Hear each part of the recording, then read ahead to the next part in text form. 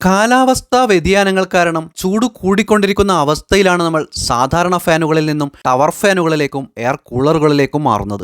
Air കൂളറുകളും tower ഫാനും കാഴ്ചയിൽ ഏകദേശം ഒരുപോലെ ആയത് കാരണമാകണം പലർക്കും ഇത് തമ്മിലുള്ള വ്യത്യാസം എന്താണ് എന്നറിയില്ല. അതുകൊണ്ട് എന്താണ് ടവർ ഫാൻ, എന്താണ് എയർ കൂളർ എന്നതാണ് ഇന്നത്തെ വീഡിയോ. ടവർ ഫാനുകൾ പ്രവർത്തിക്കുന്നത് സാധാരണ ഫാനുകൾ പോലെ തന്നെയാണ്, പക്ഷേ ഇവിടെ ലീഫിൽ മാത്രമാണ് വ്യത്യാസം വരുന്നത്. ഇതിനകത്ത് വരുന്ന മോട്ടോർ ഫാൻ ലീഫ് കറക്കുന്നു.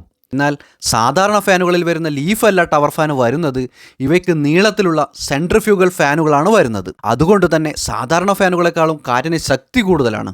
എന്നാൽ എയർ കൂളറുകൾ ഇതിൽ നിന്നും വളരെ വ്യത്യാസപ്പെട്ടിരിക്കുന്നു. ഇതിൽ ഒരു വാട്ടർ ടാങ്ക്, ഒരു കൂളിംഗ് പാഡ്, സബ്മേഴ്സിബിൾ പമ്പ്, ഒരു ബ്ലോവർ അല്ലെങ്കിൽ ഫാൻ, ഇത്രയും ഭാഗങ്ങളാണ് വരുന്നത്. ഏറ്റവും താഴെയാണ് ഇതിൻ്റെ വാട്ടർ ടാങ്ക് വരുന്നത്. ഇതിൽ നിറയ്ക്കുന്ന വെള്ളത്തിൽ നിന്നും മോട്ടോർ വെള്ളം പമ്പ് ചെയ്ത് മുകളിലെ ട്രേയിലേക്ക് എത്തിക്കുന്നു. ഈ വെള്ളം കൂളിംഗ് പാഡിലൂടെ പാഡിനെ നനച്ചുകൊണ്ട് ഊർന്നിറങ്ങി താഴെയുള്ള ടാങ്കിലേക്ക് തിരികെ എത്തുന്നു. ഇങ്ങനെ നനഞ്ഞ പാഡിൽ നിന്നും കാറ്റ് വലിച്ചെടുത്ത് പുറത്തേക്ക് തള്ളുമ്പോൾ പാഡിൽ നിന്നും ജലകണങ്ങളും കാറ്റിനൊപ്പം പുറത്തേക്ക് വരുന്നു. ഈ ജലകണങ്ങളടങ്ങിയ വായു റൂമിലെ ചൂടിനെ ആഗിരണം ചെയ്യുകയും റൂം എളുപ്പം തണുക്കുകയും ചെയ്യുന്നു. ഇതിനു മുകളിൽ വരുന്ന ട്രേയിൽ ഐസ് ഇടുകയാണെങ്കിൽ ഇതിൽ നിന്ന് വരുന്ന തണുത്ത വെള്ളം പാഡിനെ നന്നായി തണുപ്പിക്കുകയും ഇതിൽ നിന്ന് വരുന്ന കാറ്റും കൂടുതൽ തണുപ്പ് തരികയും ചെയ്യുന്നു. ഇത് റൂം ടെമ്പറേച്ചറിനെ നല്ല രീതിയിൽ കുറയ്ക്കുന്നു. റൂം തണുപ്പിക്കുന്ന കാര്യത്തിൽ എയർ കൂളറുകൾ മികച്ച പ്രകടനമാണെങ്കിലും ഇതുമൂലമുണ്ടാകുന്ന പ്രശ്നങ്ങളും പറയാതെ വയ്യ.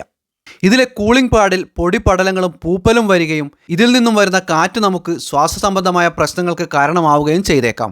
മാത്രവുമല്ല, ഈർപ്പമുള്ള അന്തരീക്ഷം ആസ്മ പോലുള്ള അസുഖമുള്ളവർക്കും ഏറെ ദോഷം ചെയ്യും. ഇതൊക്കെ മനുഷ്യരെ സംബന്ധിക്കുന്ന പ്രശ്നങ്ങളാണെങ്കിൽ റൂമിലെ ഇന്റീരിയലുകൾക്കും മറ്റുപകരണങ്ങൾക്കും തകരാറുകൾ വരാനുള്ള സാധ്യതയും തള്ളിക്കളയാവുന്നതല്ല.